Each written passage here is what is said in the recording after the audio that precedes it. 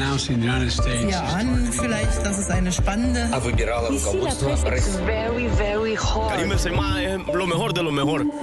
La revue de presse internationale sur Europe 1, nous irons, comme Yoann Tritz en parlait à l'instant, en Irlande et en Algérie.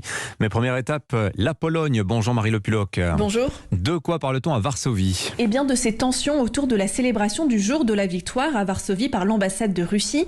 Tout commence par une invitation publiée par l'ambassade pour un rassemblement, raconte Gazeta Wyborcza, ce qui n'a pas manqué de susciter de vives réactions. Et la voix la plus critique, écrit le journal, est venue du maire de Varsovie. Aucune institution publique ne doit soutenir cette initiative. Elle doit être interdite. Je m'oppose à cette célébration d'un pays agresseur, a déclaré Rafał Trzaskowski, cité par Interia.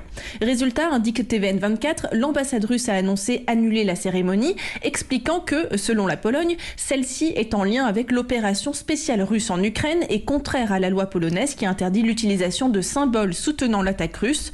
Une interprétation absurde, a accusé l'ambassade. Merci Marie. En Irlande maintenant, bonjour Laura Taouchanoff. Bonjour. À la une à Dublin. Le Sinn Féin devient le premier parti après une élection qui redessine complètement le paysage politique. Voilà, le ton est donné en une du Belfast Telegraph. C'est la première fois en 100 ans qu'un parti nationaliste passe devant les unionistes. Il y a désormais du pain sur la planche, résume The Irish Times. Le DUP unioniste a prévu de ne pas coopérer tant que la question épineuse du protocole nord-irlandais n'a pas été réglée.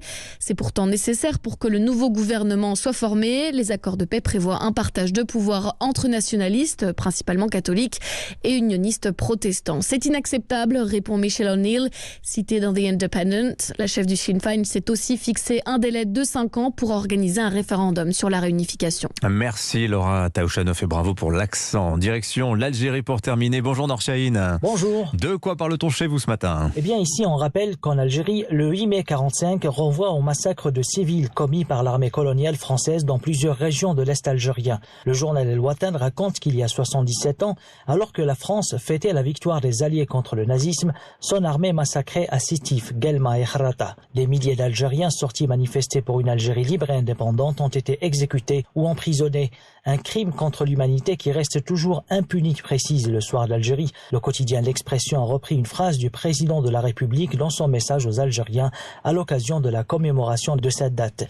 Il met en titre « Ni surenchère ni marchandage ». Dans son message, le président Tebboune a évoqué la nécessité de traiter du dossier mémoriel entre l'Algérie et la France, un prélude à une coopération durable et fructueuse entre les deux pays. Merci Nour Chahine. À suivre.